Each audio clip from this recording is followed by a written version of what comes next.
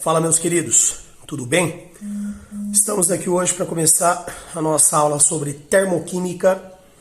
E nesse comecinho de aula nós precisamos lembrar de algumas informações. A primeira informação que a gente precisa lembrar é que toda reação ou transformação possui uma quantidade de energia envolvida, ok? Tanto é que eu coloco aqui para vocês como transformação de maneira geral. Porque quando a gente fala de uma reação, nós estamos falando de uma reação química. E essa reação química, obrigatoriamente, ela acontece com uma transformação de matéria, não apenas de estado físico, mas sim como alteração da natureza da substância. E o que a gente precisa lembrar é, toda e qualquer transformação, seja física, mudança de estado físico, ou seja química, tá? Mudança da natureza, elas terão sim uma alteração na sua energia. Essa energia, por sua vez, é chamada de entalpia. Essa entalpia é representada pela letra H, por conta do nosso querido Hess. Nós vamos falar sobre a Hess mais ao final, na determinação do delta H.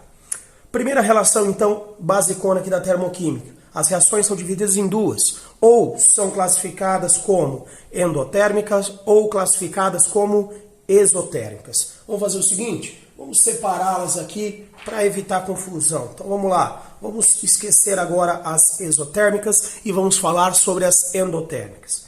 O que são reações endotérmicas? Senhores, endo, dentro, térmica, temperatura, energia. Então, energia para dentro. O que eu quero que vocês saibam é que as reações endotérmicas, elas ocorrem com uma absorção de energia.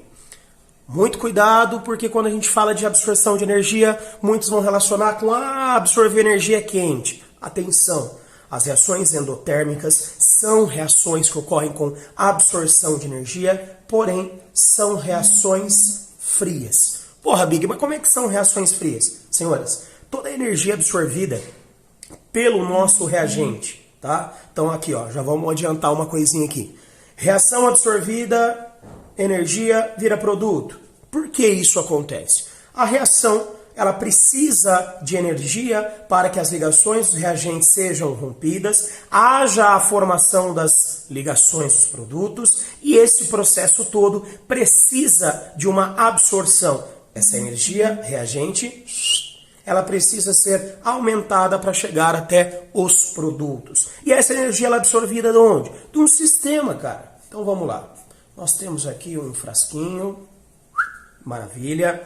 Nesse frasquinho, nós colocamos aqui um pequeno termômetro e colocamos o nosso reagente. Os reagentes vão interagir entre si e vão começar a sua transformação. Para isso acontecer, eles precisam absorver energia. Veja bem, ó, reagente absorve, pau, vira produto. Então, a energia absorvida será absorvida da vizinhança. Como essa energia vai ser absorvida da vizinhança? Quando eu meço a temperatura do sistema, e aí a gente precisa ficar atento a isso, quando eu meço a temperatura, eu meço a temperatura da molécula, e sim a temperatura do sistema, automaticamente a temperatura desse sistema vai ter diminuído. Por quê? Porque o reagente absorveu energia desta vizinhança, desse sistema, para conseguir chegar até o nosso produto. Por isso que reações endotérmicas são reações frias. Vamos lá, exemplo de reação endotérmica no dia a dia. Agora que a gente está com esse pequeno problema aí do Covid-19, vamos torcer para que haja, vamos torcer para que haja aí uma possível vacina. E quando essa vacinação acontecer, vocês vão perceber que antes de tomar a injeçãozinha, a vacinazinha, vocês terão a pele sempre esterilizada. Vamos utilizar o álcool 70, está sendo utilizado aí por nós no dia a dia. Passou álcool 70 no corpo, o que acontece? Pele geladinha. Por que a pele fica geladinha? Justamente porque a reação que está acontecendo é uma reação endotérmica. Como assim? Vamos lá. Álcool no estado líquido absorve energia, absorve energia até conseguir passar para álcool no estado gasoso. Pof! Evaporou, foi embora. Essa energia que ele absorveu, lembra lá a energia do sistema? Essa energia que ele absorveu foi da onde absorvida? Do teu braço. O teu braço foi o sistema. O teu braço é a vizinhança. Tanto é que a tua pele, que é esse sistema, acaba ficando fria. O que comprova que as reações endotérmicas são reações geladinhas. Como que a gente pode representar uma reação endotérmica? Vamos lá. 4 opções. Primeiro, já falei para vocês, já mostrei aqui ó, o nosso gráficozinho. Bom, entalpia do reagente é menor do que a entalpia do produto. Play. Absorve, chega no produto, ocorre a reação. Dessa entalpia do produto e dessa entalpia do reagente, o que vocês vão perceber? Que nós temos o ΔH. O que é o ΔH? Variação da entalpia, variação da energia da reação. O que nós teremos aqui? A entalpia dos produtos, ela sempre terá um valor maior do que a entalpia dos reagentes. Se a entalpia dos produtos tem um valor sempre maior do que a entalpia dos reagentes, qual que é o resultado disso? Um ΔH sempre positivo. Então, toda reação endotérmica tem um ΔH positivo. 3 representações diferentes aqui embaixo. O reagente se transforma para produto com um ΔH maior do que zero. Porra, o que é esse ΔH maior do que zero? ΔH positivo. Qual é a outra opção de mostrar isso? Fácil. O reagente, que é esse cara aqui, mais toda essa energia, quando juntos, se transformam em produto. Então, reagente mais energia vira produto.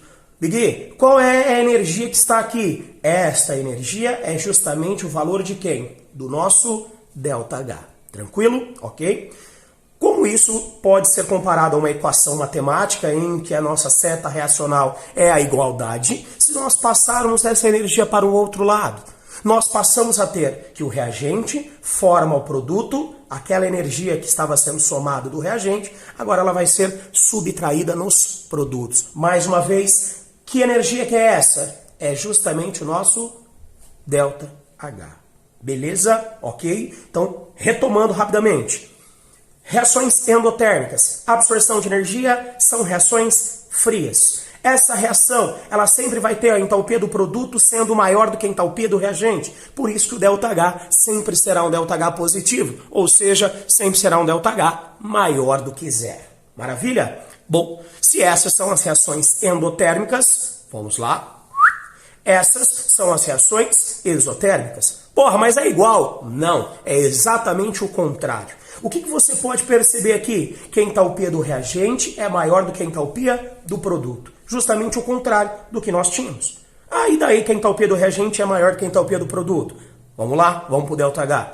ΔH é variação da entalpia. Entalpia do produto menos a entalpia do reagente. Por que mesmo? Porque delta, variação final menos inicial. O final é o nosso produto, o inicial é o nosso reagente. Valor da entalpia do produto. Você pode perceber que essa entalpia ela é menor do que a entalpia do reagente. Entalpia do produto menos a entalpia do reagente. Como essa entalpia é sempre menor do que essa, automaticamente o seu resultado sempre será negativo. Então nós temos que as reações saída térmica, temperatura, saída de temperatura, ou seja, liberação de energia. As reações exotérmicas são reações que ocorrem com liberação. Anotem lá. Liberação de energia. Por sua vez, essas reações exotérmicas são reações quentes. Por que são quentes? Vamos voltar aqui? Voltando aqui, ó, na nossa pequena ajuda do sisteminha. Vamos lá. O que vai acontecer de diferente? Bom, tá aqui o nosso frasquinho. Nós temos o termômetro. Beleza, tá lá. Reagente. O que vai acontecer agora? Quando as ligações dos reagentes acabam sendo rompidas e a gente estabelece as ligações dos produtos, a conclusão disso é que uma parte da energia que havia inicialmente, ela foi perdida, ela foi liberada. E essa energia que está sendo liberada, mais uma vez, está sendo liberada para onde, meu querido? Para o sistema. Automaticamente, onde que está o termômetro? No sistema. O que vai acontecer com a quantidade de energia do sistema? Vai aumentar. Se a quantidade de energia do sistema vai aumentar, automaticamente a temperatura também vai fazer o quê? Vai aumentar. Sendo assim, nós podemos, com licença, nós podemos concluir que As reações exotérmicas ocorrem com liberação de energia e são reações quentes. Automaticamente, ΔH sempre será negativo. Se o ΔH é negativo, significa dizer que esse ΔH é menor do que zero, ok? ΔH negativo menor do que zero. Maneiras de representar essa reação, vamos lá. Gráfica, como eu já citei para vocês, entalpia do reagente maior do que a entalpia do produto. Toda essa energia perdida aqui, ó, vamos anotar. Toda essa energia perdida aqui é justamente quem? Meu ΔH. Como que eu posso representar isso se não for no gráfico? Bora. Reagente forma produto com o ΔH negativo com o ΔH menor que zero. Esse é o mais comum de aparecer fora o gráfico. Próxima representação. O reagente forma produto e além de formar produto, o reagente forma energia. Tá aqui, galera. Reagente, pau, formou produto. Além de formar produto, o que esse reagente formou também? Toda essa energia. Só lembrando, essa energia vai ter o valor de quem? Do meu ΔH. Tudo bem? Ok? Ah, o meu ΔH é menos 45 kJ. Qual é o valor que vai aparecer aqui? 45 kJ. Porra, e o sinal? Galera, por favor. Reagente é igual a produto mais essa energia, ok? Beleza? Então o sinal de negativo não vai aparecer aqui. O que as provas gostam de fazer para tentar confundir vocês? Ao invés de colocar essa primeira representação, que é a mais comum, eles colocam essa segunda representação. Como ele vai colocar essa segunda representação e a energia estará positiva, ele vai tentar induzir você ao erro e vai falar que esta reação demonstrada é uma reação endotérmica que apresenta o ΔH positivo. É aí que a gente precisa ficar atento, galera. Essa representação tem energia sendo somada nos produtos. Significa dizer que esse reagente, além de formar o produto, esse reagente também formou energia. Energia essa que nós já falamos, mas não tem problema, vamos escrever de novo. Será uma energia liberada. Então essa, meu amigo, é a representação, sim, de uma reação exotérmica. Terceira e última opção, fora o gráfico que eu tenho para representar. Como eu citei do outro lado, isso é uma equação matemática. Se isso é uma equação matemática, essa energia que está do lado direito pode passar para o lado esquerdo, com detalhe. Quando eu troco ela de lado, o que eu faço com o sinal? Inverto. Então, o que eu posso afirmar? Vamos lá. Reagente menos essa energia vai ser igual a quem? Ao produto. Então, reagente menos energia. Detalhe, que energia que é essa? Quarta, quinta vez só da aula de hoje que eu estou repetindo isso. Essa energia é justamente quem? O nosso ΔH. Então, de novo, reagente menos energia vai ser igual ao nosso produto. Ponto.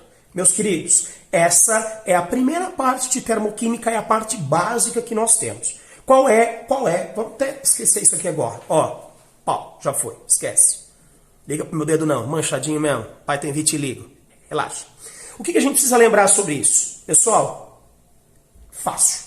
Reações endo, absorção fria. Reações exo, liberação quente. Finalizando com ΔH. Se a reação é endo, fria, absorve, delta positivo. Se a reação é exo, quente, libera, ΔH negativo. Essa é a primeira parte que a gente precisa saber sobre termoquímica. Big, fora essa primeira parte, o que mais nós precisamos saber? Ah, aqui está, segunda parte. São os fatores que alteram a entalpia de uma reação. Porra, mas por que isso aí é importante? Bom, isso é extremamente importante porque é justamente através dessa entalpia que nós vamos conseguir os métodos para cálculo de ΔH. Tranquilo? Pessoal, preciso colocar a minha bateria para carregar. A gente volta daqui a pouquinho com esses fatores, depois com o cálculo de ΔH. Um abraço. Pronto, galera, voltamos. Bateria carregada, mentira, tá no celular, então não tem dessa. Só liguei a extensão aqui e vamos. Bom, estávamos falando sobre esses fatores que alteram a entalpia. Vamos lá. Eu disse que eles são extremamente importantes porque eles vão afetar a entalpia ou dos reagentes dos produtos e isso acaba, de maneira geral, afetando a variação da entalpia como um todo. O que é isso? Acaba afetando o nosso ΔH. Quais são os principais fatores que nós precisamos conhecer? Vamos lá. Primeiro, estado de agregação e estado físico. Faz toda a diferença se você tem uma reação acontecendo com os reagentes no estado sólido, no estado líquido, opa, tampando outra parte para não dar spoiler, ou estado gasoso. Por que faz toda a diferença? Seguinte, Você aprendeu isso aqui lá no Fundamental 2, lá no ensino médio 2, 3 vezes. Agora nós estamos revendo aqui no terceiro ou cursinho. Seguinte, esta querida representação é do estado sólido. Quando você tem uma reação que ocorre no estado sólido, você tem os seus reagentes ou os seus produtos, você apresenta eles com uma menor agitação. O estado sólido é o estado de menor agitação das moléculas. É o estado com a menor energia cinética que nós temos. Por sua vez, nós teremos uma quantidade de entalpia diferente envolvendo essas reações. Já se eu tenho um reagente ou um produto líquido, eu já apresento uma entalpia maior dele, apresento uma energia maior para ele. Nesta variação, eu preciso analisar se a reação é endo, se a reação é exo, para analisar se esse delta aumenta, se esse delta diminui, de acordo com o sinal. Tá? Mas, de maneira geral, estado sólido, menor energia, estado líquido, energia mediana, e estado gasoso é o estado de maior agitação, é o estado de maior energia que nós temos. Então, lembra que eu falei lá no começo da aula que a entalpia não está envolvida só nas transformações químicas, mas também nas transformações físicas, que são, por exemplo, transformações de estado. Então aqui está para vocês. A transformação de número 1, que é a do estado sólido para o estado líquido, chamada de fusão, assim como a transformação de número 3, que é a passagem do estado líquido para o estado gasoso, que é chamado de vaporização. São 3 tipos de vaporização. Primeiro, que ocorre de maneira natural, ok? Se chama evaporação. O segundo, que ocorre de maneira forçada. Eu preciso adicionar uma fonte de calor, ebulição. E o terceiro, que ocorre de maneira forçada, com essa fonte de calor, e praticamente instantâneo, que é a calefação. Para a gente não acabar comprometido com o tipo de transformação, nós chamamos isso então de vaporização, que é a passagem de líquido para gasoso sem dar informação de como aconteceu. Tá? É um nome genérico, digamos assim. Bom, transformação 1, transformação 3, transformação 5, chamada de sublimação, passagem do estado sólido para o estado gasoso. Estas 3 transformações, queridos, fusão, vaporização e sublimação, são transformações do tipo endotérmica. Atenção, por que são transformações endotérmicas? Porque, como eu citei para vocês, o estado sólido, para passar para o estado líquido, precisa aumentar a quantidade de energia, porque automaticamente nós aumentamos a agitação das moléculas. Do líquido para o gasoso, aumenta-se a energia, porque precisa aumentar a agitação. Do sólido para o gasoso, aumenta a energia, porque precisa aumentar a agitação. Essa transformação, absorção. Essa transformação, absorção. Sólido para gás, absorção. Então, essas 3 transformações ocorrem com absorção de energia. Logo, as 3 transformações são transformações do tipo endotérmicas. Já as transformações de número 2, líquido para sólido, solidificação. Número 4, gás para líquido, liquefação ou condensação. E número 6, de gás para sólido, sublimação ou ressublimação. São transformações que ocorrem com liberação de energia. Por quê? Porque o estado gasoso é mais energético do que o estado líquido. Se o estado gasoso é mais energético do que o estado líquido, ele libera energia para chegar até o líquido. O líquido, por sua vez, tem mais energia do que o sólido. Ele libera energia para chegar até este estado sólido. Vamos lá aos exemplos que a gente tem no cotidiano. Tirou a garrafa de refrigerante geladinha da geladeira, deixou por 5 minutinhos, ela vai ficar toda molhadinha, toda suada. O que aconteceu aqui? Moléculas do estado gasoso acabaram perdendo energia e passaram para o estado líquido. Preste atenção. Perderam energia, liberaram energia. Transformação exotérmica. Água líquida colocada no freezer após alguns minutos encontra-se sólida. Essas moléculas de água líquida perderam energia para chegar até o estado sólido. Mais uma vez, perderam e liberaram energia, traduzindo transformação exotérmica. Estado gasoso passando para o estado sólido. Então, nós temos um extintor de gás carbônico, apertamos esse extintor de gás carbônico com bastante gelinho num pano úmido. O que acontece? Formação de cristais. Esses cristalzinhos acabam sendo chamados de gelo seco. Gás carbônico, só que agora ao invés do estado gasoso, no estado sólido. também foi um processo de perda de energia.